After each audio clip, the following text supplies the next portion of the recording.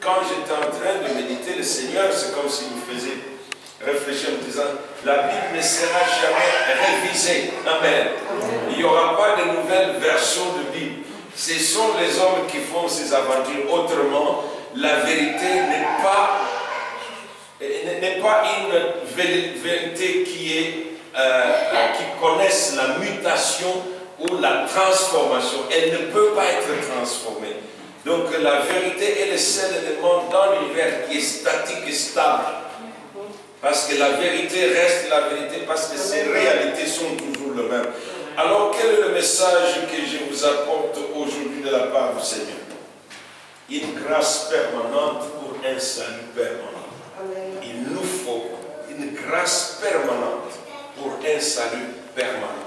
Est-ce qu'un tel sujet a un fondement pour notre temps aujourd'hui? Je pense qu'il est tout à fait important de pouvoir se référer à l'histoire de l'humanité et aussi à notre actualité présente. Qu'est-ce que l'actualité nous présente aujourd'hui comme réalité? Et je pense que vous vivez en Belgique. La Belgique a toujours été reconnue comme étant donc un berceau du terrorisme. Et je crois que vous avez déjà commencé à goûter à cette soupe-là, parce que la Bible est claire, tu ne peux pas s'aimer et ne pas moissonner. Donc une des réalités de cette société, nous vivons avec des dangers permanents et imminents et des dangers latents. Nous ne savons pas quand et comment ils vont faire cela. Et ce qui fait que le danger est là, que nous soyons inconscients et que nous soyons conscients du danger, nous sommes pour la plupart avertis que quelque chose peut aller mal d'un moment à l'autre. Il y a du danger visible, il y a du danger invisible. Et quand il y a un danger, c'est qu'il y a une menace réelle sur votre existence. Cela sous-entend les besoins du salut. Donc nous savons, comme nous allons voir dans les Écritures, nous allons lire ensemble quelques versets et après nous allons entrer dans le message. Mais d'abord, prions le Seigneur. Père Céleste, nous voyons à toi qui es le Père de Jésus-Christ. Jésus-Christ est la parole vivante engendrée de Dieu. Tu l'avais envoyé dans ce monde afin qu'il devienne une réalité présente et permanente, afin que nous accédions aux réalités divines. C'est pourquoi, Seigneur, quand ton Fils est venu, il a dit, vous connaîtrez la vérité. La vérité vous affranchira. La vérité vous rendra libre. Et nous savons, Seigneur, que tout nous rend libres afin que nous puissions vivre avec toi, vivre en toi et vivre par toi, et enfin vivre pour toi. Je te prie, Seigneur, cet avant-midi, que le Saint-Esprit prenne ce message en charge. Je veux être simplement un vase pour que tu déposes ta parole et que tu puisses y mettre, Seigneur, de ta substance, afin que ton peuple, tes enfants, tes serviteurs et servantes puissent avoir de quoi nourrir leurs âmes et qu'elles vivent devant toi. Maintenant, je te prie, fais-moi grâce que je puisse m'effacer afin que toi tu prennes la place qui t'est confiée. Je reconnais, Seigneur, que c'est par pure grâce que je suis devant ce peuple précieux. Parce que c'est toi qui as donné ta vie pour eux, c'est toi qui es mort pour chacun d'eux, et c'est toi qui as le droit de parler dans leur vie et sur leur vie. Maintenant, fais-le, Seigneur, afin que nous vivions tous devant toi. Au nom de Jésus-Christ, je prie. Amen. Amen. La grâce permanente pour un salut permanent. Alors là, je crois qu'il y a une question déjà qui est soulevée dans les chefs de plusieurs. Est-ce que j'ai encore besoin d'être sauvé? Nous allons voir cela d'après les développements de nos textes bibliques. Est-ce que la grâce est nécessaire? Elle est plus que nécessaire. Parce que vous allez vous rendre compte dans mon introduction qu'on ne peut pas vivre sans cet élément, la grâce. Il est à la base de notre existence, il est à la base de notre survie. Et c'est elle qui devra conclure notre éternité. Elle dépend de la grâce. Alors nous voyons déjà dans les Saintes Écritures, il y a ces passages bibliques que je vous donne d'abord, que vous pouvez noter.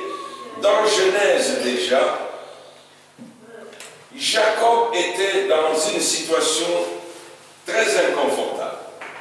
Vous connaissez, il a eu des démêlés avec son frère jumeau, qui est l'aîné Esaü.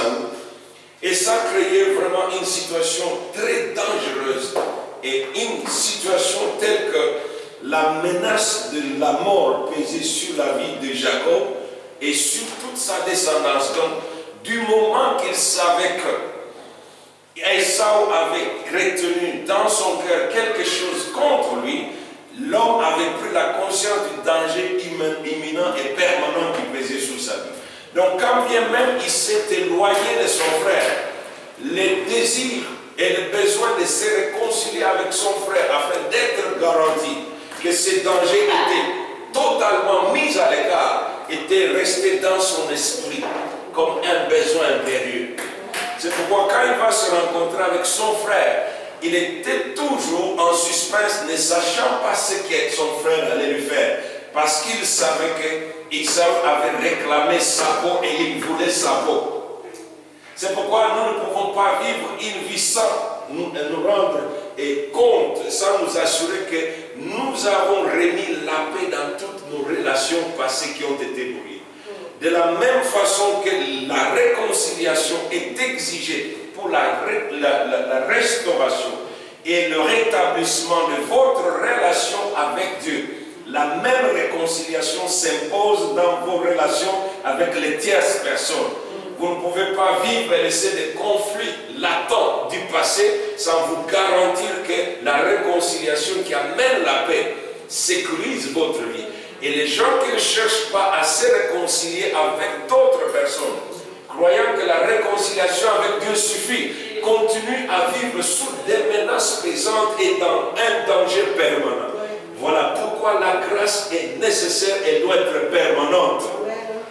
Vous n'avez pas seulement besoin d'être sauvé d'un danger, mais de tous les dangers. Et l'homme est en train de, donc, je ne sais pas les mots en français, il est devant plusieurs dangers qui menacent son existence et sa vie. Comme je le disais avant, il y a des dangers qui sont connus, il y a des dangers qui sont inconnus. Il y a des dangers dont nous avons la conscience qu'ils sont là, mais d'autres nous sommes pratiquement inconscients que ces dangers existent. Alors, bien-aimés dans le Seigneur, voilà Jacob, Genèse 35, verset 15. Quand il préparait sa réconciliation dans le processus de réconciliation, il n'y avait pas de médiateur. Il n'y avait pas de médiateur du tout. Alors, il devait rentrer parce que Dieu lui avait dit, écoute, tu dois rentrer dans le pays que j'avais promis à tes pères que je vous donnerai comme héritage. Donc, il avait besoin de la grâce pour rentrer. Alors, Dieu lui dira, je serai avec toi. Alors, c'est comme ça qu'il rencontre Esau, et Dieu a déjà pris soin de tout ce qu'Esau avait dans le cœur. Et quand il rencontre Jacob, il dit non, ça va, tu avais pris ce que tu avais pris, mais Dieu m'a béni. Alors, et Jacob devrait être rassuré d'une chose, que le danger est définitivement écarté. Quand il lui fera des offres, Esau va rejeter ça, mais il lui dira, mais fais-moi une chose, fais-moi le faveur d'une chose, que je trouve grâce à tes yeux. Vous trouverez ça.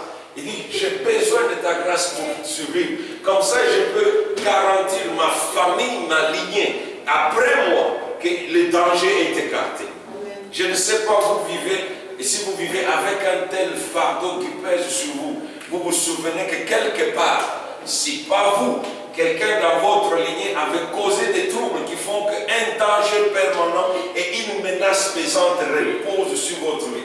Vous savez, nous vivons dans une société qui est devenue compliquée. Nous avons des gens aujourd'hui qui bâtissent des fortunes sur le sang des autres. Et leurs enfants ne connaissent pas comment ils sont arrivés à être si fortunés. Parce que leur père ne leur a jamais dit que nous avons tué des gens, nous avons arraché des biens des gens, et à cause de ce passé, vous pouvez être sous des menaces, même si elles ne sont pas visibles. Alors Jacob, un homme sage, voulait garantir la venue de sa progéniture en faisant une paix totale où la réconciliation était totale avec son frère Esau. Alors il dira non, je sais que je ne mérite rien, mais j'ai besoin seulement d'une chose. Est-ce que j'ai trouvé grâce à tes yeux? La grâce va sécuriser ton avenir.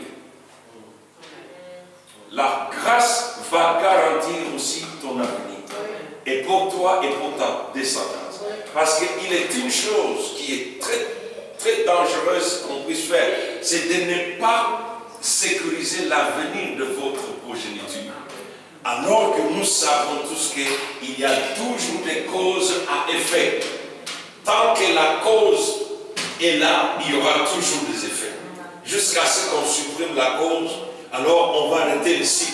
C'est pourquoi Dieu nous dit, j'aimerais que vous compreniez que la grâce doit être permanente. Je vais répondre à toutes ces questions. Pourquoi cette grâce doit être permanente? Comment elle peut être permanente? Je crois que je ferai de mon mieux pour aller vite parce que je sais qu'à 12h30 on devra terminer. Alors bien aimé dans le Seigneur, ça c'est Jacob. Nous avons cet homme appelé Moïse. Moïse, vous connaissez son histoire pour ceux qui ont lu la Bible. Dans Genèse 33, nous allons lire ce passage dans Exode 33. Voici un homme que Dieu a choisi. D'abord, j'aimerais faire un pas en arrière. Quand on parle de la grâce, il s'agit de quoi? Il s'agit d'une faveur imméritée. C'est-à-dire, il s'agit d'un don pour lequel vous n'êtes pas qualifié, vous n'avez pas le droit, mais qu'on vous accorde, sans tenir compte de ce que vous êtes, mais qui dépend seulement du choix de celui qui vous l'a donné. C'est comme ça que le salut est un don de la grâce. Donc, le salut ne dépend pas de la personne qui le reçoit. Encore y a-t-il quelques conditions préliminaires qu'il faut remplir, mais ces conditions dépendent de celui qui donne le don. C'est pourquoi nous, je crois que nous avons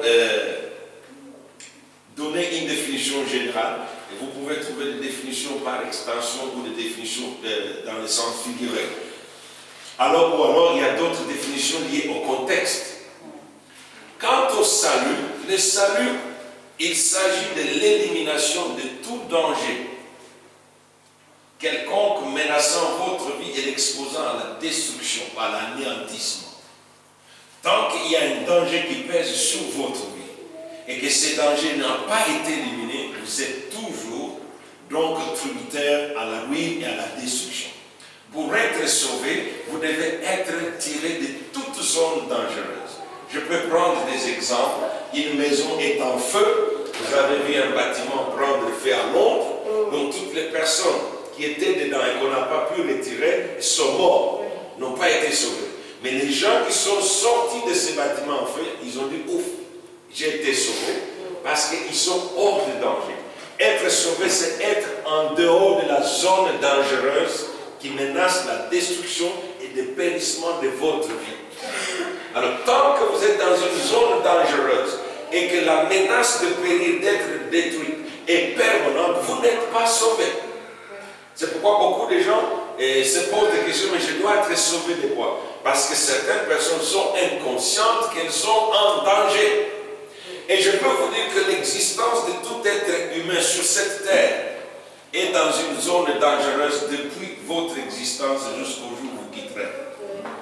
Vous pouvez voir l'enfant Moïse, l'enfant Jésus, dès qu'on annonce sa naissance et sa venue sur le sol, il y a des gens qui trouvent que votre existence est une menace et ils deviennent une menace pour vous. Parce que dans le monde, avec la science qui a développé et la théorie de l'évolution, donc les plus grands veulent rester plus grands. Donc le moyen de rester plus grand est de détruire tout ce qui menace cette grandeur, même si c'est encore à la phase embryonnaire. C'est pourquoi les gens n'attendent pas. Les satanistes n'attendent pas d'avoir des rivales. Pendant que vous êtes dans le fœtus, ils disent il faut éliminer ces fœtus parce qu'il sera un danger. Parce qu'on ne sait jamais ce que ce fœtus deviendra après sa naissance. C'est pourquoi on dit toujours si le père d'Obama, le Kenya, savait qu'Obama serait président, je crois qu'il n'aurait pas divorcé avec sa mère. Donc, aucune personne ne connaît l'avenir d'un être humain si ce n'est Dieu. Amen. Mais dans le monde spirituel, les choses se passent différemment. Parce que si les gens peuvent étudier l'astrologie et trouver qu'il y a des étoiles qui définissent l'identité des personnes naissantes, c'est qu'il y a moyen de percer certains mystères de la vie. Donc on connaissait déjà par ces astrologues de l'Est que Jésus-Christ était un roi qui devenait. Ces gens n'étaient pas des juifs. Par une science naturelle, mêlée avec des mystiques, ils pouvaient connaître. C'est pourquoi quand vous marchez, il y a des gens qui peuvent voir qu'il y a certaines étoiles sur votre vie. Même de votre naissance, même à la conception, il y a des gens qui ont cette capacité de savoir que non, cet enfant a été conçu d'une façon très particulière, il doit y avoir un destin particulier, et votre vie est menacée déjà de la conception. Amen. Et ça, il ne faut pas oublier. Donc, si les menaces et les dangers commencent dès le jour où vous avez été conçu, c'est que ces menaces et ces dangers seront sur vous jusqu'à ce que vous quittez cette terre. Oui. Cela est tout à fait défendable parce que Jésus dit que l'ennemi ne vient que pour voler, pour détruire et pour égorger. Alors, l'ennemi ne va pas voler là où il n'y a rien. Nous sommes les champs de cette action. Donc, diaboliquement calculée. Le diable veut que toute existence d'être humain qui vient dans ce monde, il puisse lui procurer quelque chose à prendre. Parce que vous savez, le voleur, c'est la personne qui n'a rien, qui ne peut survivre qu'en prenant ce qu'il y a autrui. C'est ça le voleur. Il vit dans cette logique-là. Donc comprenez-moi, vous êtes en danger. Vous avez un ennemi qui vous veut du mal et qui veut que vous puissiez être détruit. Non seulement vous, mais votre famille, il veut la détruire. Non seulement vous, il veut détruire votre communauté, il veut détruire votre église, il veut détruire votre ville, il veut détruire votre nation et toute la terre. Ce sont des choses qu'il faut comprendre quand on grandit spirituellement. Et la Bible nous dit que quand Dieu, qui avait donné une promesse à Abraham, en lui disant clairement que tu auras une descendance, elle sera esclave en Égypte pendant 400 ans, et là je les visiterai. Une fois que Dieu expose son plan, ce plan est accessible au diable, parce que le diable ne travaille qu'avec ce qui est révélé. Une fois que votre mère avait dit à votre père que non, j'ai conçu, j'ai un enfant, dès que cette parole est sortie, le mille ont des oreilles. Dès que vous avez terminé les études, vous avez célébré, vous avez passé un message.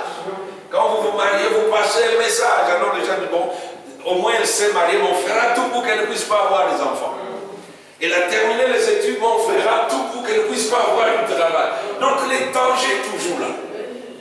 Alors, vis-à-vis des ennemis qui nous dépassent, qui sont invisibles, comment pouvez-vous résoudre ces problèmes?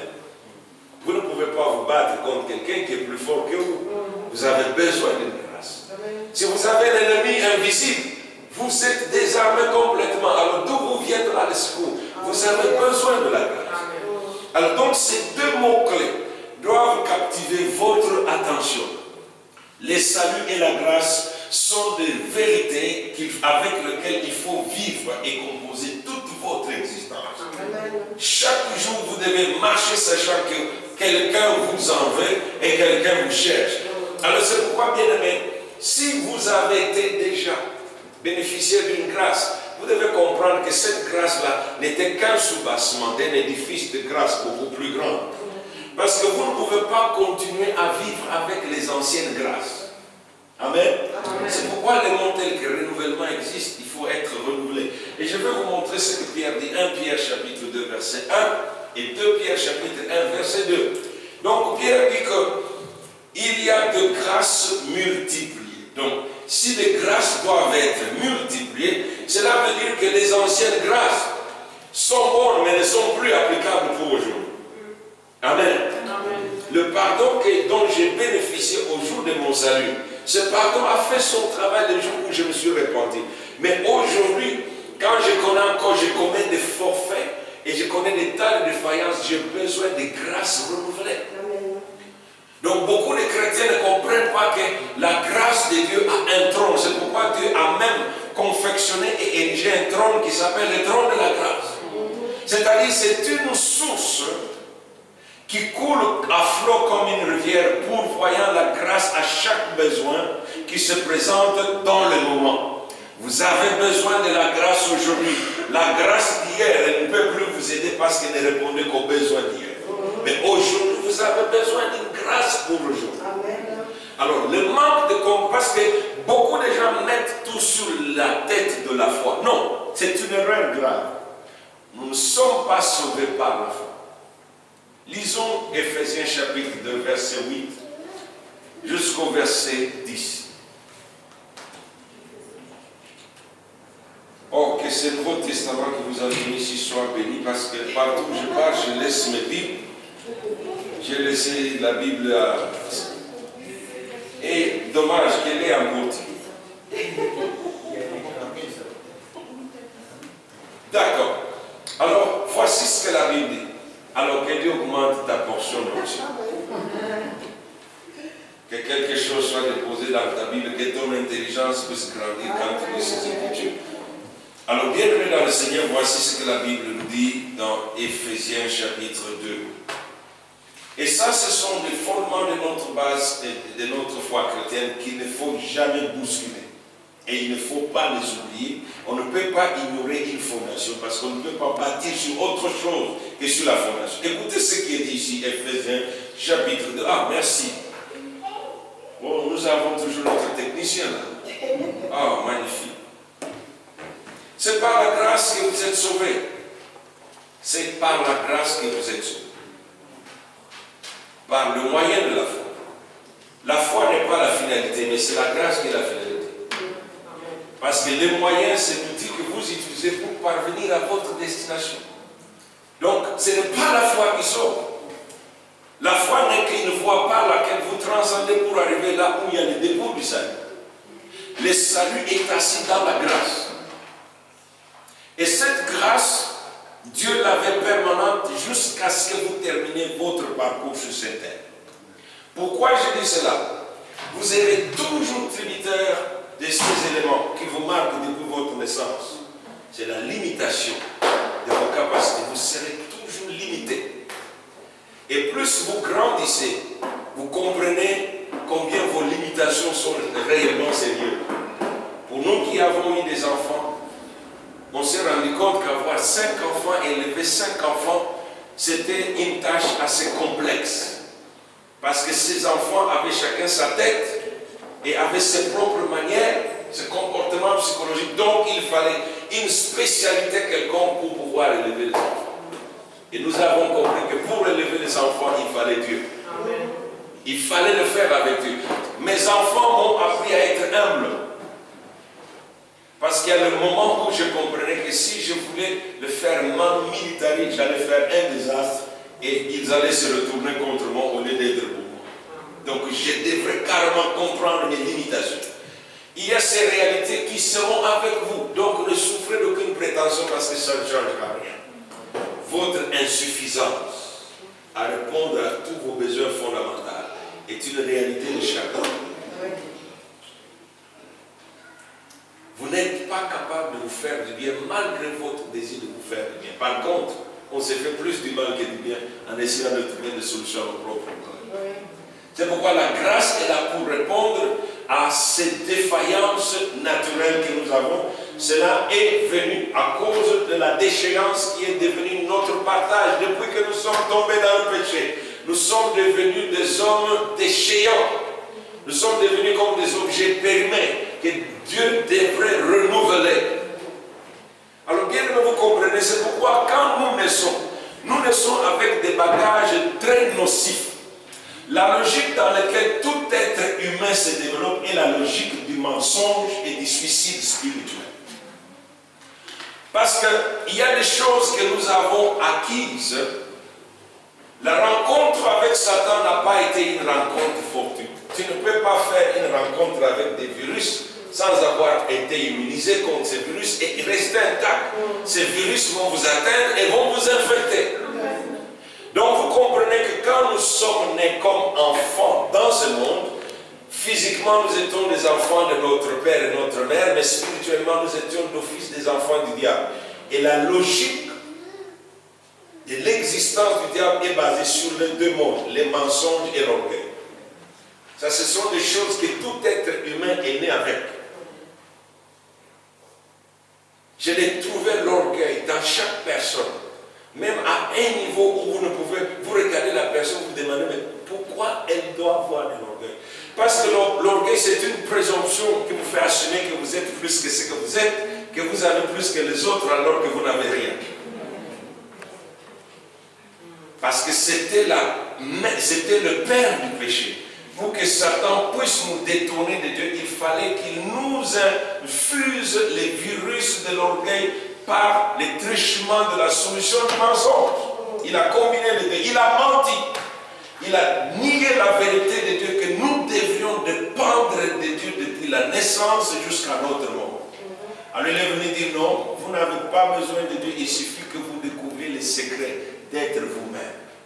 Et c'est aujourd'hui la grande philosophie de ce monde. Tu dois devenir toi-même.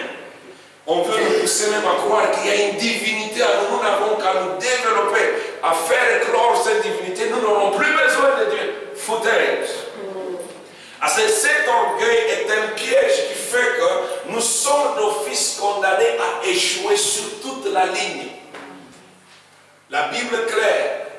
Celui qui se lève sera blessé. L'orgueil précède la chute. C'est pourquoi vous avez des femmes qui croient qu'elles sont ce qu'elles pensent qu'elles croient. Elles ont la liste des hommes qu'elles veulent marier. C'est de l'orgueil. Absolument. Quand tu es né, Dieu ne t'a pas donné un manuel d'instruction que voici l'homme que tu marieras. Donc tout ce que tu es apparemment, ce n'est que de la façade. Il suffit qu'un accident t'arrive et tu ne vas plus te reconnaître qui tu es. Oui, j'ai regardé ça, une dame, des fois ma femme. La perruque, ça te montre une autre. Ça donne l'impression autrement aux gens. Mais quand ma femme enlève sa perruque, elle est déjà grand-mère, je peux voir une touffe de cheveux gris et blancs dans la tête. Je dis, me montre ça aux enfants, ils t'appellent Coco Chiso. On peut mettre des yongos, on peut mettre des colorants. Ça ne change rien, ce n'est qu'une prétention. Parce que quand la loi de la vieillesse te saisit, que tu le veuilles ou non, tu peux tirer le pot avec les botox. Attends quand tu seras 80, c'est que ça va faire. Ça va être encore pire que tu n'aurais pas dû utiliser ces produits. Donc c'est une course de rats. Ce que vous êtes en train de fuir vous rattrapera. C'est une course de rats, vous perdrez toujours. C'est ça le résultat de l'orgueil. Et cet orgueil, c'est le piège mortel, parce que quand Satan veut détruire les hommes, il les contamine avec ces virus pour qu'ils puissent s'auto-détruire. Une personne qui a de l'orgueil en elle, c'est une bombe à retardement personnel. Parce que la grâce a des exigences auxquelles il faut souscrire et répondre. C'est pourquoi, bien aimé dans le Seigneur, si tu crois que tu dois marier la personne que tu veux selon ton petit profil, tu ne te marieras jamais. Mais tu peux te marier par la grâce. Tu peux avoir l'enfant de Dieu par. J'ai ce fardeau de prier pour les gens sans enfants. Et vous savez quoi? J'étais en train de faire ces recherches et je trouve en Chine une femme de 98 ans a eu des enfants. Et des jumeaux. 98 ans. Alors j'ai dit, mais il y a de l'espoir pour tout le monde. J'ai dit, mais si celle-là, je me suis dit, mais elle n'est même pas chrétienne. Aux États-Unis, il y a une femme de 70 ans qui a eu des enfants. Donc, quand j'ai regardé, tout dépend de la grâce, mais la grâce a ses exigences.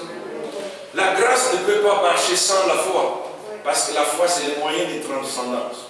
Nous allons voir pourquoi les hommes restent en train de vivre sous des menaces qui pèsent sur leur vie.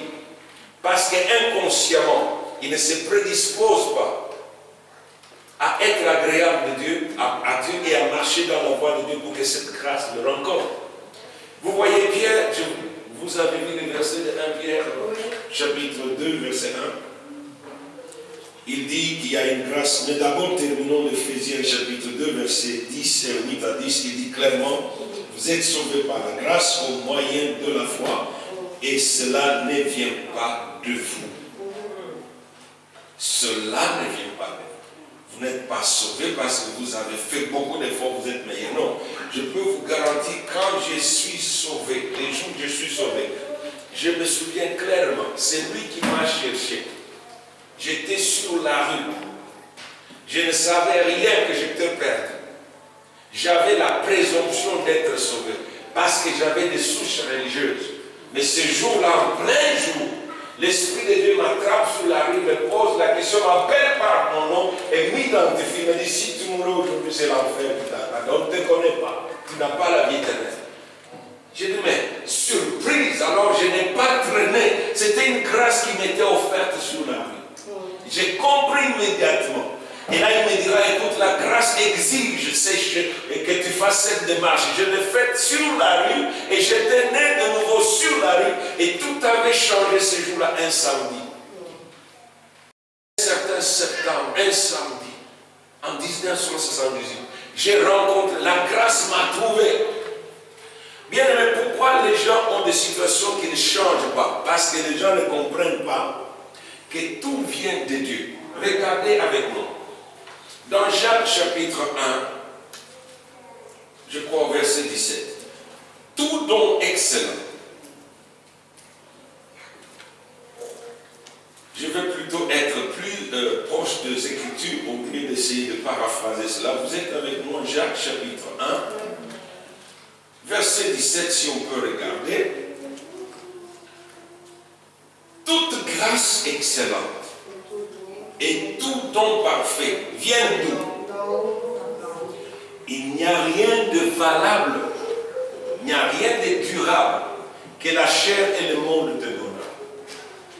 Tout ce qui est précieux, tout ce qui est de la valeur me vient d'en haut. Alors si tout doit venir d'en haut, donc cela exige une relation rapprochée avec les hauts. Donc c'est pourquoi les gens se battent et se font du tort et du mal pour avoir ce que les autres ont. Et ils entrent dans les crimes. C'est pourquoi aujourd'hui, les gens que nous croyons qu'ils ont réussi n'ont pas réussi. Parce qu'ils devront rendre compte pour ce qu'ils ont fait. Personne n'échappera à cette loi de Dieu. Seule la grâce va pour prévenir du danger d'une menace, la plus grave de menaces qui pèse sur tout être humain. C'est le fait que l'homme n'a pas pu faire la paix avec Dieu. C'est la plus grande menace. Et cette menace est si réelle, si permanente, que peu importe où tu y es, tu n'échapperas pas. Même si tu meurs, il n'y a pas d'issue. Le jugement de chaque être humain est un fait établi. L'homme devra rencontrer Dieu pour répondre à tous ces actes, même mort. La résurrection n'est pas seulement pour Jésus, c'est seulement, il est le prémisse. Donc c'est lui, le prémisse. C'est lui le premier fruit pour montrer aux hommes que les hommes reviendront encore à la vie. Mais vous voyez, il est le seul qui est mort et qui ne peut plus mourir. Parce qu'en lui est cette vie éternelle, il est la résurrection. Mais regardez Lazare, il est mort, il a ressuscité, n'est-ce pas? Est-ce qu'il a encore resté vivant? Il est mort encore. Est-ce que vous savez qu'il reviendra encore? Zachée reviendra. Vous lisez le dernier livre de la Bible, on dit que la mort rendra les morts. Donc tout le cimetière rendront les gens qu'ils ont gardés pendant des siècles, des millénaires. Donc Dieu est une personne incontournable parce que la destination finale de l'homme est décidée par Dieu. Où l'homme vivra avec Dieu, où l'homme vivra définitivement séparé de Dieu. Est-ce que c'est un danger ou ce n'est pas un danger? C'est pourquoi le salut est la première chose qu'il faut garantir pour son existence. Parce que tu n'es pas un être temporel. Ce corps est temporel. Mais c'est une enveloppe, c'est une maison de laquelle tu devras déménager pour entrer dans une autre maison. Sur le plan spirituel, il y a des corps pour des esprits. J'étais avec cette femme française et elle me dit que j'ai demandé à Dieu, parce que Dieu aussi l'a sauvée par grâce. Elle dit, est-ce que Dieu, tu peux me montrer l'enfer? Je vais connaître. Elle dit, je suis très curieuse.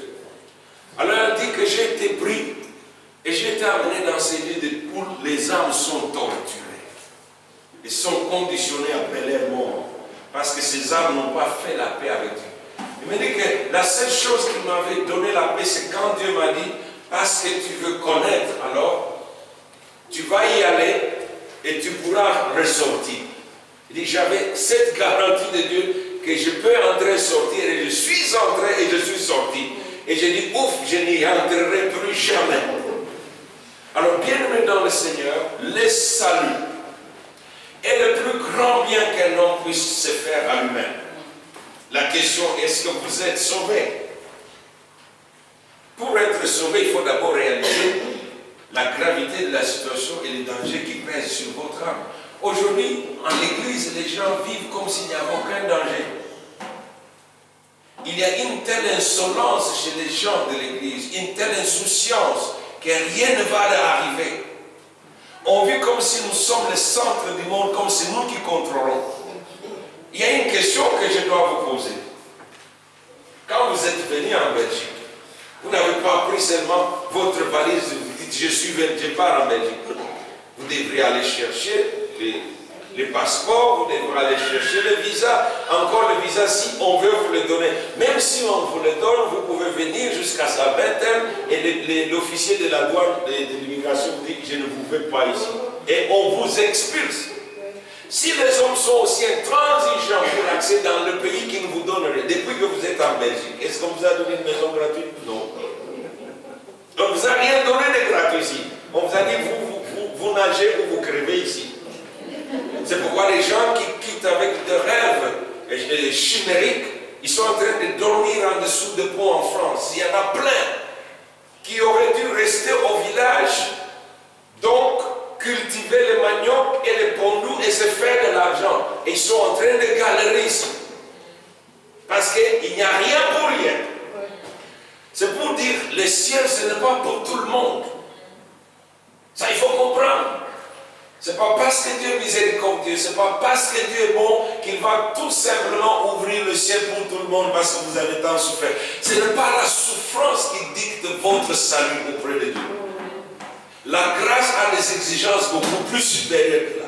C'est pourquoi je vous disais que beaucoup de gens ne peuvent pas obtenir la grâce de Dieu parce qu'il y a des prédispositions en nous naturelles qui font que nous sommes déjà d'office disqualifiés. Le mode de vie basé sur le mensonge. Nous vivons dans un monde où tout est mensonge. Les gens ont des habits qu'ils ont empruntés ou qu'ils ont volés ou qu'ils ont achetés pour impressionner les gens. Après, ils ont des dettes pour pouvoir payer pour les habits qu'ils ont achetés pour impressionner les gens. Et c'est triste. Il y a beaucoup de gens qui sont pauvres, mais vous allez dans leur garde-robe, c'est plein de tonnes des habits. Vous lui demandez, faites les calculs de tous ces habits ici. Si tu avais investi cet argent dans une bourse quelque part, tu serais déjà en train de gagner des dividendes sur une bourse quelque part comme actionnaire dans une compagnie. Non, l'Africain, lui, c'est mangeons, vivons, et habillons-nous, demain nous mourrons. Non, c'est de la vanité.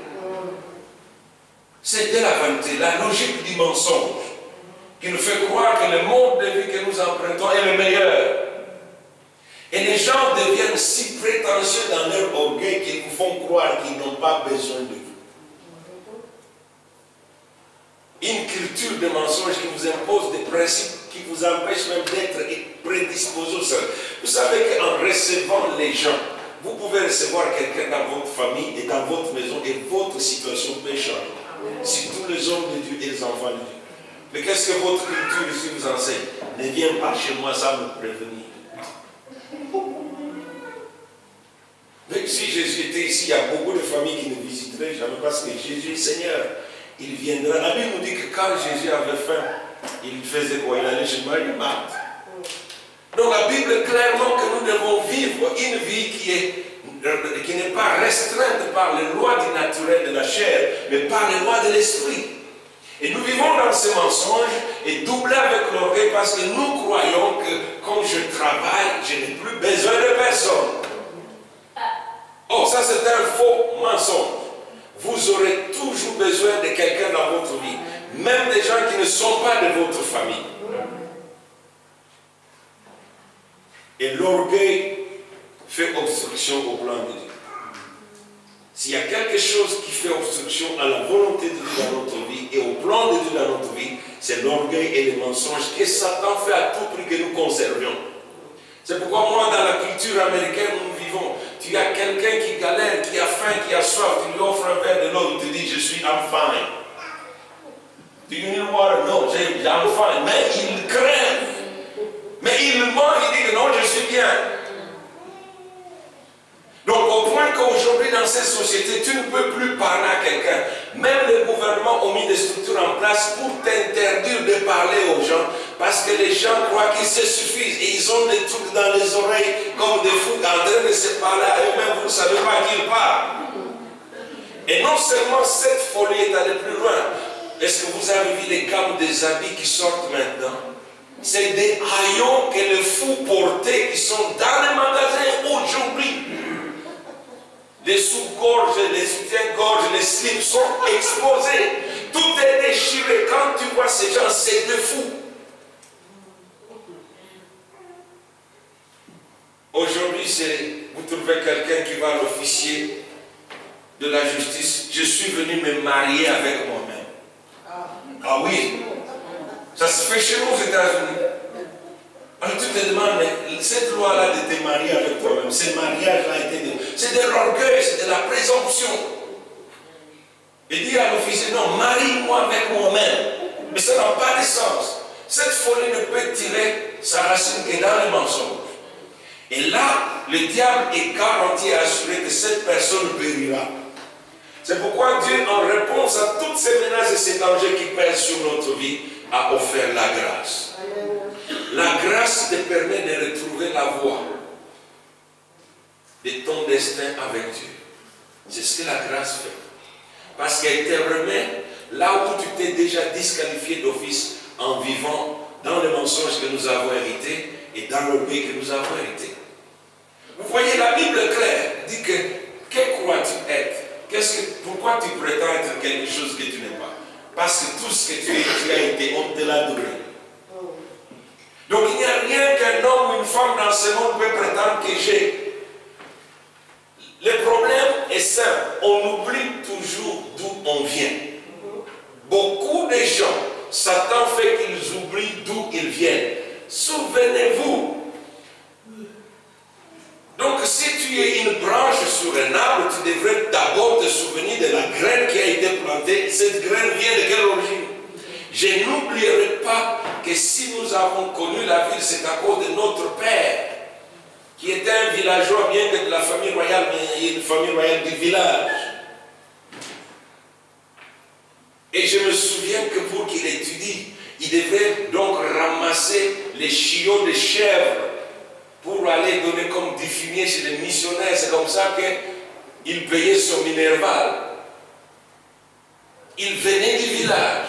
C'est comme ça qu'il a pu entraîner ses frères. Il prenait celui-ci, il les amenait à l'école, il les a fait. Je ne peux pas oublier d'où nous venons. Parce que vous savez, les gens chez nous dans la sagesse africaine disent que les oreilles peuvent pousser des passerons jamais la tête. Tu ne peux pas ignorer ton origine. Notre origine, nous sommes des pécheurs nés, condamnés depuis la naissance. Dès que tu nais dans ce monde, tu es déjà condamné. Alors il suffit, c'est la grâce qui vient nous offrir le salut. C'est pourquoi nous venons de voir Jacques 17 dit clairement, toute grâce excellente et tout don parfait viennent d'en haut. D'auprès de qui? Du Père des Lumières. Cela veut dire que cette grâce est conditionnelle. Donc la grâce vous donne la possibilité d'entrer dans un environnement qui ne vous a jamais été destiné d'avant, auquel vous n'appartenez pas. Vous avez simplement été transféré dans un environnement qui est étranger. Mais Dieu vous l'accorde comme grâce. C'est comme si tu prenais quelqu'un dans les HLM et tu le mets, il commence à vivre dans le palais royal. Il ne mérite pas, c'est une grâce qu'on lui a accordée. À quoi servirait de se vanter que moi je vis au palais royal? Mais tout le monde sait que tu viens du ghetto. Amen. Amen. Donc c'est pourquoi le Seigneur dit clairement, voilà, regardez avec moi les conditions de la grâce. Jacques chapitre 4 nous dit clairement, parce que ceci est tellement important. Pourquoi ce message de la grâce permanente pour un salut permanent? Parce que tant qu'il y a des dangers qui pèsent sur votre vie, vous ne savez pas si vous tomberez malade. Et vous ne savez pas quelle maladie va vous attraper. Vous ne savez pas. Alors vous pouvez faire des calculs. Il y a une femme qui a tout fait. Perdre du poids, elle était mince comme un stick, elle fait tout, elle mange tout. Mais un jour elle va au check-up, le médecin lui dit que tu as le diabète. Elle dit, mais comment Je mange proprement, je veille sur mon poids, regarde comment je me... La loi de la vie s'en fout de ce que tu prends comme précaution. Tu as le diabète. Elle devrait vivre avec de l'insuline. L'autre, on lui dit, mais tu as le cancer. Mais ce n'est pas possible, je suis en bonne santé. Mais cette loi-là, de l'usure de la vie, s'en fout de précautions que tu prends. C'est pourquoi, quand ces dangers invisibles sont là, Dieu a pourvu au moyen le plus efficace pour vous faire sortir. Quand vous n'avez pas le moyen de résoudre les solutions, c'est la grâce de Dieu.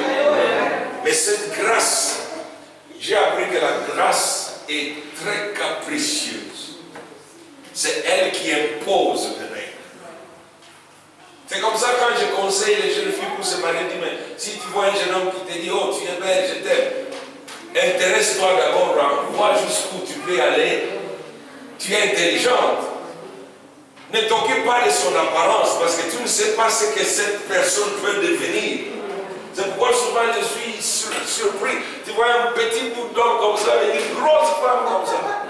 Tu dis, mais comment, what in the world c'est arrivé comment? Et puis tu vois un homme élégant avec une femme qui ne participerait jamais à un concours de Miss. Mais il est en amour avec. C'est un mystère. Parce que les valeurs de la vraie vie sont différentes des valeurs naturelles. Elles sont plus fondamentales.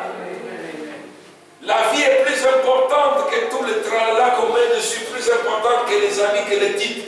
Parce qu'un jour, quand tu es malade, tu es à l'hôpital. Peu importe si tu es médecin ou tu es, je ne sais pas, ingénieur, tu es là, dans un tablier comme tout le monde. Et si la maladie veut te prendre, même si tu es le roi de la Belgique, elle te prendra. Ce sont des lois supérieures. Alors tous ces dangers sont sur nous. Tu ne sais pas si tu t'aimes. Vous savez, aujourd'hui aux États-Unis, nous vivons dans une psychose. Le fait seulement d'être noir. Tu ne sais pas si le policier tombera sur toi et va t'abattre. Une femme appelle la police, venez m'aider. La police vient tuer la femme qui les a appelés pour l'aider. Comment tu peux vivre en sécurité et garantie de la vie dans un monde comme ça, où tout est imprédictible? Vous avez besoin de la grâce. C'est ça le message que Dieu m'a envoyé pour vous dire. Dites-leur, vous avez besoin de la grâce, elle doit être permanente. Et cette grâce procure un salut permanent. Parce que les dangers d'hier n'existent plus, mais les dangers d'aujourd'hui sont encore là. Ne vous préoccupez pas de demain. Et si les dangers vous arrivent aujourd'hui, vous ne savez pas qu'est-ce que vos terroristes belges, arabes sont en train de préparer. Ces gens-là ne cesseront pas. Quand j'étais jeune, j'allais au village, il y avait des sources d'eau. On jouait aux enfants. On bouchait la source ici, mais elle avait suffisamment de force pour se trouver une autre voie et jaillir. Ici, ça va exploser. Parce que qui tire le vin doit le boire. Qui sème la tempête, qui sème le vent récolte la tempête. Ces nations ont fait tellement du mal aux gens ailleurs qu'elles se croient protégées. Personne n'est en sécurité ici. Ils sont ici, ils sont en train d'étudier. Et quand le moment viendra, ça va barder. J'ai rencontré une femme en France dans l'ascenseur, elle m'a dit, mais ils peuvent encore s'amuser, mais un jour ça va exploser. Est-ce que vous avez déjà vu l'engouement avec lequel les musulmans vont dans leur culte? C'est pourquoi les chrétiens, je suis triste, j'ai honte de nous les chrétiens. On vient en train de traîner les pieds, on se demande, irai-je ou n'irai-je pas? Je connais des gens qui font des calculs, des raisonnements. Est-ce que je vais aller à l'église? Non, je sens comme si je ne dois pas aller. Mais il y en a comme ça, c'est la raison pour laquelle ce dimanche il est là, l'autre n'est pas là, l'autre n'est pas là. Est-ce que cette personne est consciente qu'elle est en danger? Comment une telle personne, Jésus-Christ, peut la qualifier pour passer l'éternité avec lui? Non, tu ne m'aimes pas, tu m'aimes pour un jour pendant 30 jours. Tu n'es pas la personne que j'aimerais avoir dans mon cercle. La personne qui m'aime est la personne qui m'intéresse. Et la personne qui m'intéresse, qui m'aime, est la personne pour qui je prends soin. Donc Dieu n'est pas stupide, Dieu n'est pas bête. Quand il faut aller en vacances, quand il faut aller jouer, quand il faut aller dans le parc, c'est des heures et des heures. C'est de l'argent et de l'argent. Quand on vient chez le Seigneur, on prétend que non, les temps sont difficiles, je n'ai pas le temps. Celui qui n'a pas le temps pour Dieu n'a pas le droit à la vie. Vous comprenez? Si vous n'avez pas le temps pour Dieu, c'est que vous n'aurez jamais le temps avec Dieu, alors vous n'avez pas le droit à la vie. C'est à prendre ou à laisser. C'est pourquoi Jésus dira, quand il va parler du salut, il va donner beaucoup d'illustrations. Il y avait 10 vierges qui attendaient Marie. 5 se sont préparées, sachant que non, il y a des imprévus. Mais leur objectif était très clair et leur priorité était déjà fixée. Nous devons rencontrer ce mari pour ce mariage. Les autres étaient légères et n'ont pas été prévenantes. Mais la Bible nous dit clairement, quand le mari vint tard, vers les heures du matin, on dit, voici le marié, les lampes de 5 s'éteignaient. Oh, la condition, il fallait garder sa lampe allumée. Alors non, le protocole exige que tous ceux qui vont entrer doivent avoir leurs lampes allumées. Les 5 qui étaient préparés parce qu'elles étaient prévenantes. Celles-là ont compris les exigences de la grâce. La grâce ne dépend pas des hommes, les hommes doivent dépendre de la grâce de Dieu. C'est pourquoi Jacques nous dit que Dieu résiste aux orgueilleux. Mais il fait grâce, une grâce excellente aux hommes. Regardez Jacques chapitre 4, je crois, verset 6 à 8. Regardez avec. C'est pourquoi vous devez vous remettre en question pourquoi les choses ne marchent pas dans votre vie. La grâce résiste à toute attitude d'orgueil. Or, la grâce est la source du salut. Ce n'est pas la foi. Il y a des gens qui disent, apôtre, je crois. Mais le Seigneur demande, est-ce que tu es humble? Est-ce que tu es humble assez? Pas assez. Donc l'humilité, c'est quelque chose que vous devez vous imposer. Parce que l'orgueil, on en est avec. Je me souviendrai toujours à Kinshasa, quand je prêchais l'évangile, j'étais l'évangéliste. J'étais dans le noir là-bas, fatigué, affamé. Je suis allé prêcher aux gens qui étaient pauvres, minables, misérables. Je croyais qu'à cause de leur misère, en leur offrant Jésus-Christ, ils allaient être intelligents pour recevoir Jésus-Christ. Je me souviendrai toujours dans le noir, avec un petit générateur, avec une ampoule. J'ai dit, qui veut donner sa vie à Jésus-Christ? Ils étaient tous là, tranquilles, comme si j'étais un imbécile. J'ai secoué ma tête et j'ai dit, mais est-ce que ces gens comprennent qu'ils peuvent souffrir, être misérables sur cette terre, mais s'ils donnent à Jésus-Christ leur vie, il y a une vie meilleure qui les attend, ils seront consolés. Le Seigneur m'a dit, laisse-les tranquilles, ils sont très orgueilleux. Il y a quelque chose en eux qu'ils croient être plus grand que ce que tu offres. Celui qui reçoit doit se plier aux exigences de celui qui offre. Amen. Dieu exige l'humilité. Vous savez, c'est l'humilité qui facilite la repentance. Parce qu'un homme humble va accepter les exigences de la grâce. La grâce ne nous permet pas de venir devant Dieu tel que nous sommes avec les attitudes que nous sommes. Quel est le dernier moment où vous avez fait l'examen de votre propre profil pour savoir ce qui est en vous? C'est que vous êtes réellement. Comment vous parlez. C'est facile. Comment vous pensez devant les gens. Les gens qui croient qu'ils sont quelque chose d'autre que ce qu'ils sont, ils vont faire croire aux gens par leurs paroles, par leurs raisonnements, par leurs actions, qu'eux, je suis quelqu'un, ne me bousculez pas. Il ne faut pas me parler comme ça. Vous savez, quand vous entrez dans la famille de Dieu, la loi exige que vous marchiez humblement devant Dieu. Et la même humilité que Dieu exige devant lui est la même que vous devez faire montre devant les hommes. Vous ne pouvez pas avoir des standards. Vous êtes humble devant Dieu, mais vous êtes orgueilleux devant les hommes. Parce que Dieu utilise les hommes dans votre vie. C'est pourquoi quand Dieu veut vous humilier, même s'il veut vous élever, il peut vous envoyer au champ d'abord faire la cueillette des cerises et des pommes pour voir qu'est-ce qui est en vous. Vous avez un diplôme, mais Dieu vous dit, le travail que j'ai pour toi, tu vas être à la sentinelle dans cette compagnie. Parce que la seule voie pour être élevé avec Dieu, ceux qui s'abaissent seront élevés. Dieu n'accepte jamais des gens qui viennent devant lui sur le compte, prétendant que je suis. Aujourd'hui, beaucoup de gens viennent devant Dieu avec cette prétention. Même quand ils viennent prêcher, je vois souvent des gens quand l'Esprit de Dieu commence à travailler, parce qu'ils ont vu la main de Dieu commencer à toucher les gens, ils étaient là en train de gonfler. Maintenant, ils courent, ils viennent. Là, j'ai envie d'arrêter la prière. Je dis, monsieur, vous devez rentrer. Pourquoi vous venez maintenant? Parce que tu as vu qu'il y a quelque chose. Non, Dieu, c'est pourquoi quand Dieu nous appelle, il ne nous montre jamais ce qu'il va faire de nous d'abord. Il dit, tu viens tel que tu es. Tu viens d'abord à moi. C'est pourquoi personne n'a été touché par Jésus-Christ sans avoir compris la loi des exigences de la grâce. Tous les hommes qui venaient chez Jésus, ils venaient humblement en suppliant et ils étaient tous à genoux. Amen. Nous pouvons apprendre la leçon de l'humilité chez les soldats romains, les centenaires romains. Il avait un serviteur malade chez lui à la maison. Il a quitté chez lui. Et pourtant, les Romains étaient ceux qui étaient les conquérants qui avaient envahi la Palestine et Israël.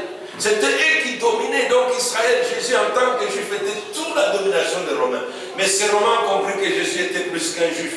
Amen. Alors il est venu l'appeler Rabbi. Mon serviteur est malade. Et Jésus, comme c'était la personne la plus humble, Jésus pouvait venir dans les bicoques, aller là-bas pour toucher les gens. Vous ne pouvez pas vivre et être sauvé sans avoir la même vie que Jésus-Christ avait. Jésus était une personne la plus humble sur cette terre.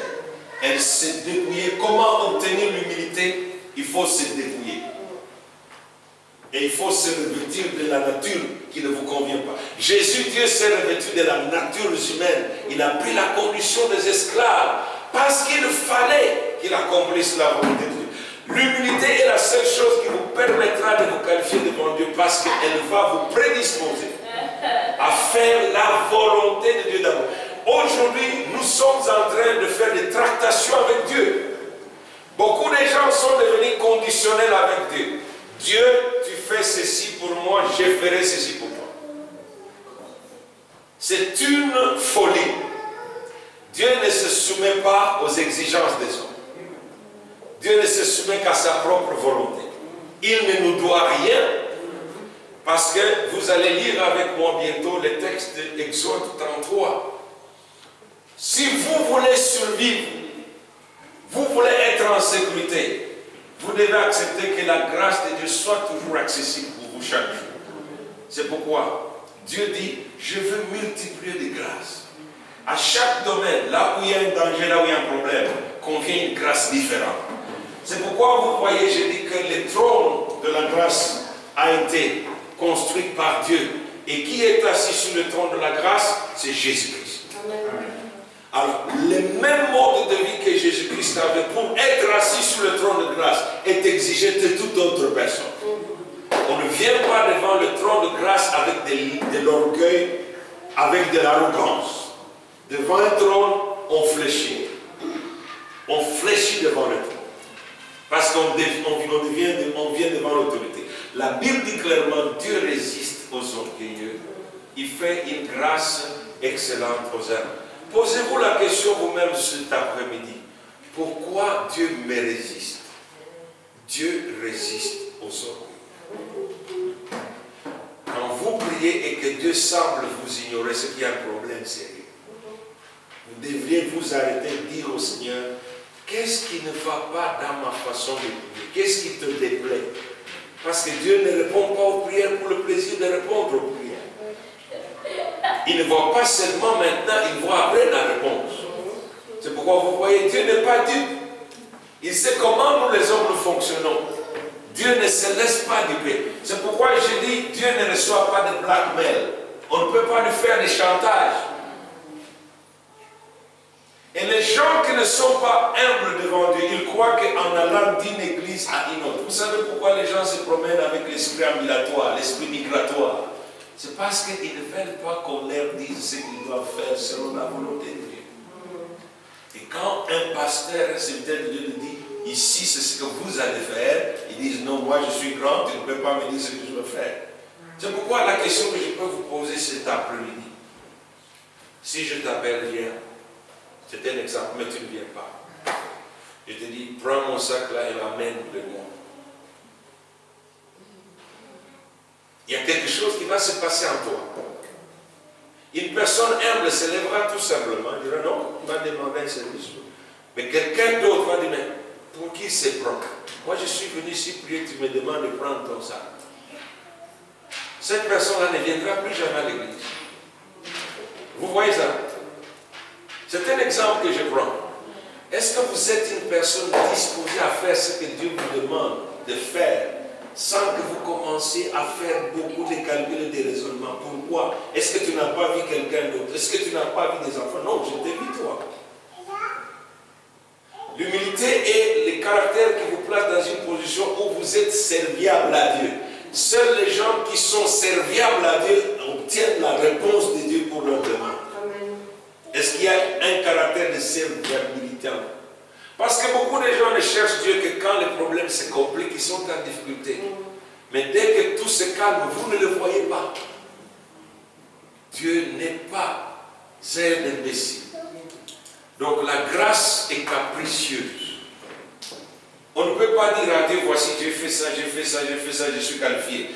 Souvenez-vous, la grâce est un don, est une faveur imméritée. Vous ne serez jamais qualifié à ce que vous ne mériterez jamais rien. C'est pourquoi, bien-aimés, je vais pour conclure, lire avec vous le passage de Exode 33. Moïse a compris. Vous savez, Moïse, Dieu a dû les briser d'abord. Voici, si vous ne voulez pas vous humilier volontairement, Dieu vous humiliera par le brisement pour que vous deveniez un. C'est-à-dire les promesses que Dieu a fixées pour vous, ça prendra longtemps pour qu'elles s'accomplissent jusqu'à ce que vous fléchissiez. Est-ce que vous avez compris? Je vais reprendre ça. Humiliez-vous vous-même. C'est une position que vous allez vous imposer.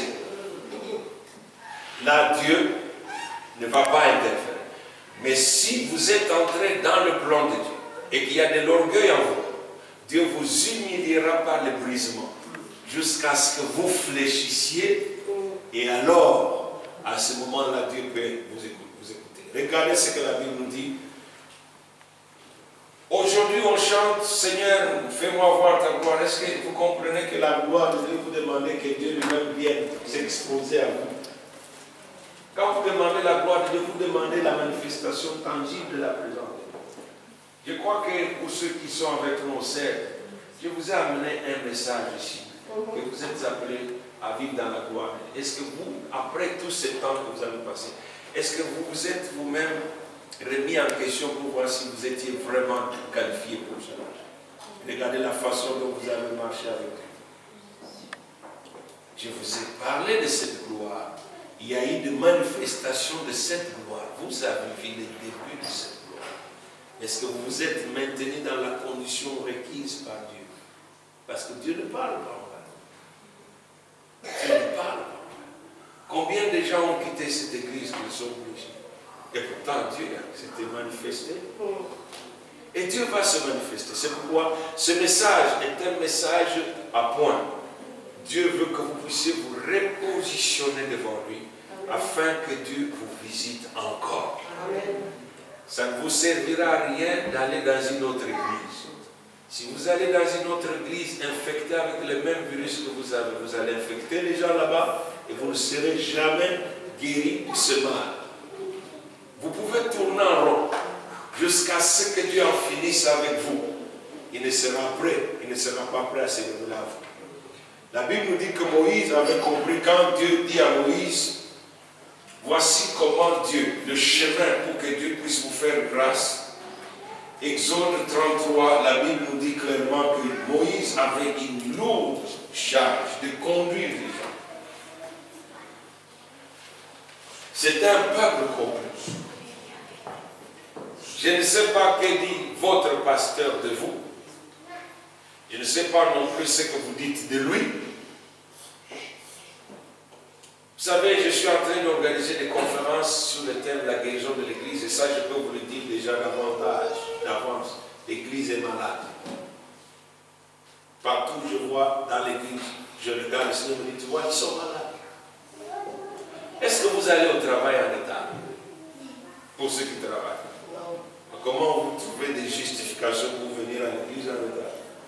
Il y a un problème, n'est-ce pas? Parce parce qu'au travail, on vous paye. Et vous avez peur qu'on vous puisse vous licencier. Mais comme chez Dieu, vous croyez que vous n'avez rien à gagner. Ce qui est tout à fait mensonge du diable. Vous avez tout à gagner avec Dieu. Vous vous permettez d'être nonchalant et négligent avec Dieu. Donc vous voyez, quand Dieu veut bénir, il ne bénit pas quelqu'un qui est malade. Il faut d'abord le guérir. Le plus grand besoin d'un homme malade, ce n'est pas la bénédiction, c'est sa guérison. C'est pourquoi Dieu m'a dit, il faut que cette église guérisse. Il y a des choses qu'il faut remettre en question. Il y a une transformation qui doit prendre place par le renouvellement de l'intelligence. Nous devons nous faire un cœur nouveau. Nous devons nous humilier. Vous voyez, aujourd'hui, je vous parle comme un chirurgien, n'est-ce pas? Je suis venu pour la chirurgie sans anesthésie. Parce que celui qui vous aime, il vous dira de quoi vous souffrez. Amen. Pour que vous soyez guéris. Il n'y a aucun médecin sérieux qui va vous opérer sans vous expliquer les dangers devant lesquels vous vous trouvez et qu'est-ce qui a causé cela. L'Africain va te couper des intestins parce qu'il a besoin de l'argent, il le récolte, puis au revoir. Parce qu'il veut que tu reviennes. Non, mais le vrai docteur, non. Il te dira, soyons-nous, nous allons avoir une causerie. Comment tu vis? Il te dira, c'est là le problème. Et si tu veux, cette histoire peut te prendre. Alors, la chirurgie, c'est la dernière étape pour essayer de traiter quelqu'un. Parce qu'après la chirurgie, vous devez mourir. Si on n'enlève pas, vous mourrez. L'Église est arrivée au niveau où Dieu doit opérer une chirurgie. Dieu ne va pas se manifester parce que nous lui posons la question, jusqu'à quand, Seigneur? Lui aussi demande, jusqu'à quand? Il dit à Esaïe, Dieu est en train d'attendre pour vous faire du bien. Pourquoi Dieu attend? Les oreilles de Dieu ne sont pas sourdes. Sa main n'est pas courte. Le miracle, c'est la chose la plus facile pour Dieu. Dieu peut changer quelqu'un en un clin d'œil. J'étais à Liège un jour, j'étais à l'église. Une femme parlait à son mari qui était têtu et ivrogne. Je me suis converti avec l'enfant, on va se faire baptiser. Tu peux venir jusqu'à l'église pour que tu nous encourages. Il a dit, je ne viens pas. Mais quand Dieu a voulu le convertir, il était dans son jardin en train de faire le fleur dimanche aujourd'hui. Déjà saoul. Dieu a donné du ciel, il a dit, tu te lèves maintenant et tu vas à l'église, il n'y a pas de discussion. L'homme a sauté, il est venu à l'église saoul, il était là-bas derrière la porte. Le Seigneur me montrait, quelqu'un vient d'entrer, je l'ai amené et c'est son jour. Il s'est converti là-bas à la porte. J'ai dit, quelqu'un peut venir témoigner. Il avait honte, il a dit à l'ancien, non, je sens l'accord, je ne peux pas témoigner. Mais voici ce qui s'est passé. Dieu m'a obligé de venir à l'église aujourd'hui. Il m'a dit que c'est aujourd'hui ou jamais. Donc Dieu n'est pas incapable de changer un mari, n'est pas incapable de changer un boss au travail, n'est pas incapable de changer votre situation. Mais il faut savoir qu'est-ce qui retient Dieu. L'orgueil est la pierre qui s'interpose. Il faut l'enlever. Il faut l'enlever aujourd'hui. Et ça, c'est un mal qui est dans le cœur de l'homme. Quel que soit ton âge, c'est ça qui te fait dire, non, moi on ne me parle pas comme ça. Moi, je ne le fais pas comme ça. Je fais les choses comme je veux. L'orgueil te met au centre du monde. Vous êtes maintenant le centre du monde. L'évangile, la vraie évangile, ne fait pas de l'homme le centre de l'évangile. C'est Dieu qui est le centre de l'évangile. On a prêché un faux évangile où on fait croire aux gens que Dieu fera ceci pour nous, Dieu fera. Non, Dieu maintenant retourne la page. Il dit, mais qu'est-ce que vous avez fait pour moi jusqu'aujourd'hui? Tous les jours, vous déclarez que vous êtes chrétien. Est-ce que vous avez déjà fait le bilan de ce que vous avez fait pour Dieu? Vous venez à l'église, oui, mais il n'y a que ça. C'est pourquoi Moïse, qui a compris que seule la grâce de Dieu peut promouvoir, il devrait l'entendre lui-même de Dieu. La Bible nous dit que Dieu dit à Moïse, je te connais par ton nom. Et Dieu lui dit, tu as trouvé grâce à mes yeux. Lisons cela. L'Éternel dit à Moïse, je vais commencer plus loin. Moïse demande à Dieu, Moïse lui dit, Seigneur, verset 15, si tu ne marches pas toi-même avec nous, ne nous fais point partir d'ici. Parce que l'Éternel lui dit au 14, je marcherai moi-même avec toi. Je te donnerai du repos. Et Moïse dit, comment sera-t-il donc certain que j'ai trouvé grâce à tes yeux? Moi et ton peuple.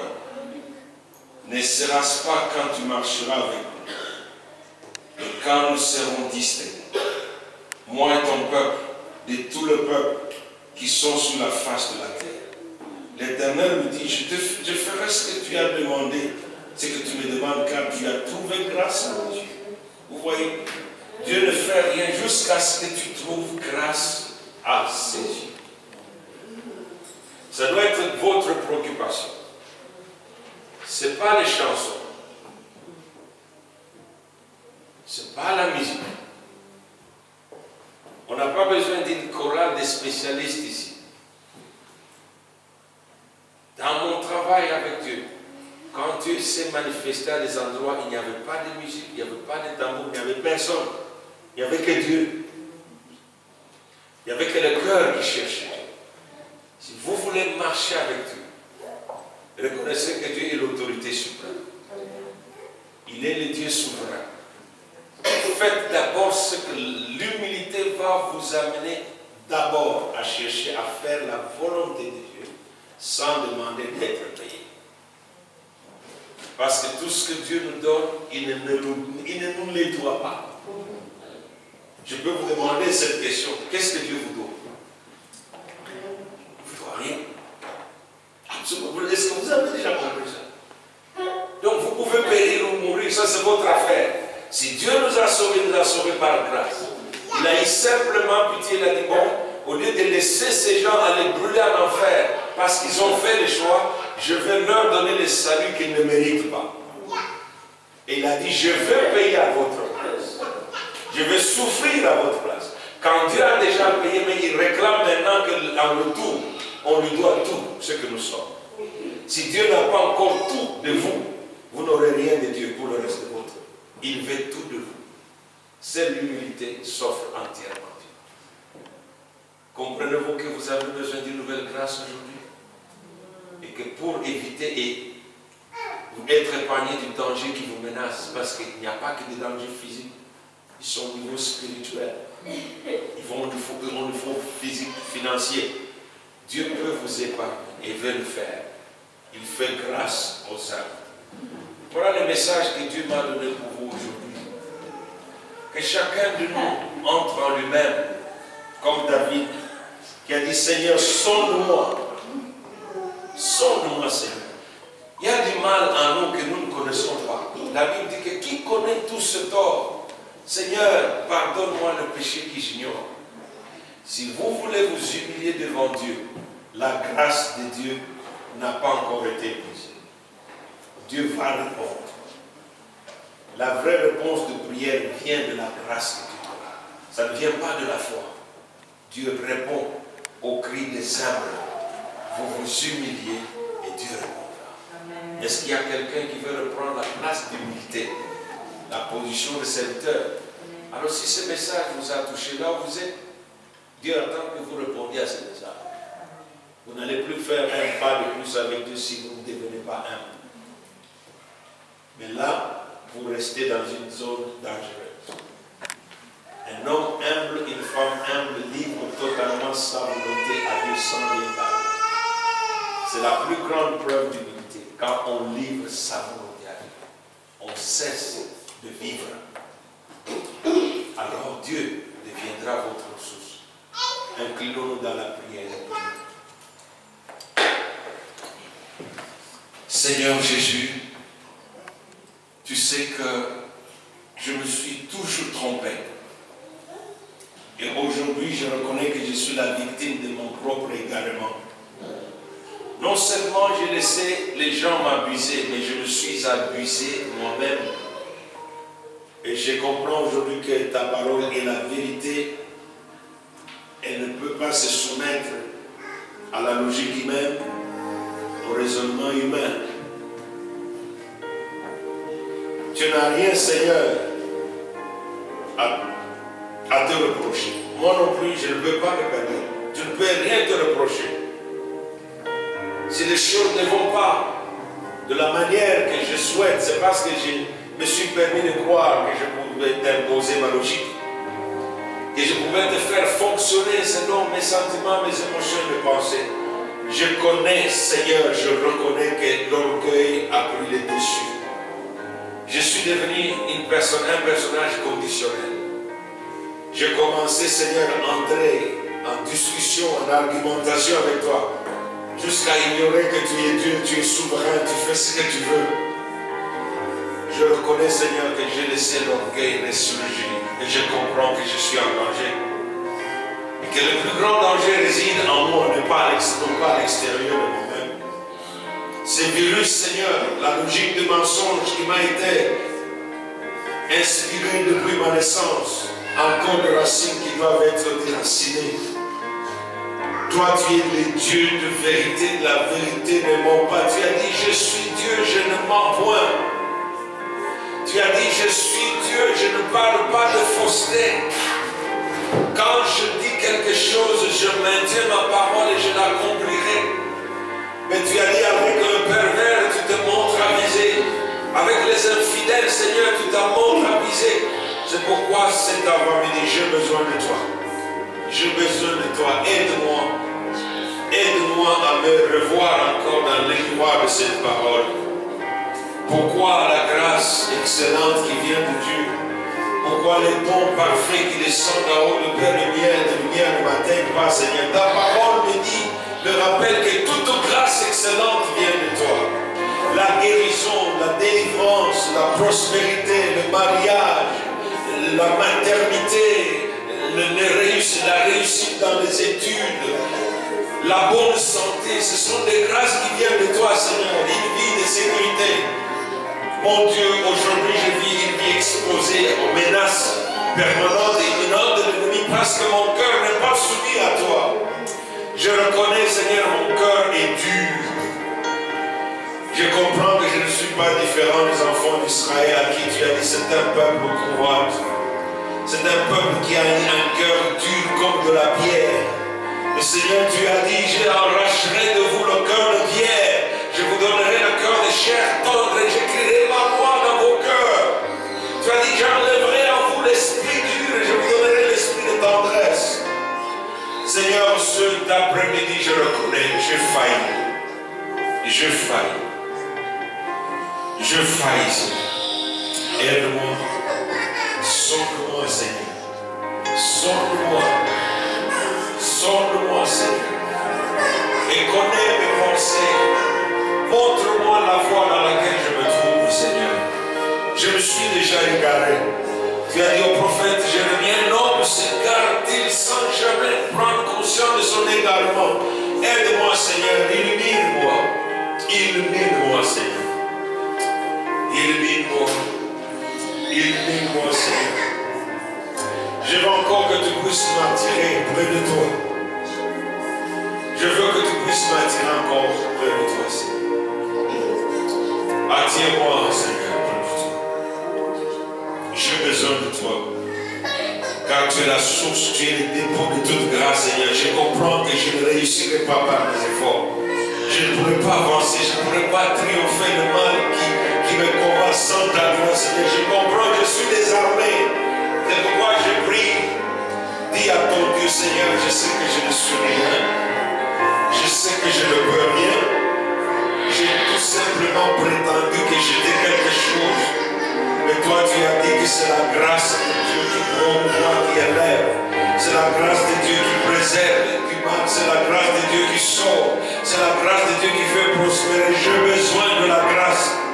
Mais mon cœur est plein et entiché d'orgueil. Je suis atteint de cette blessure. Tu sens le besoin de te repentir. Dis au Seigneur, donne-moi un cœur qui se répand. Je veux me repentir. Je veux me repentir de toute prétention, de toute ambition démesurée, de toute duplicité, de toute hypocrisie, de toute attitude de rébellion vis-à-vis de toi. Mon Dieu, est-ce qu'un homme imposerait-il sa volonté à Dieu? Est-ce qu'un homme chercherait-il à manipuler Dieu? Père, je me soumets à toi.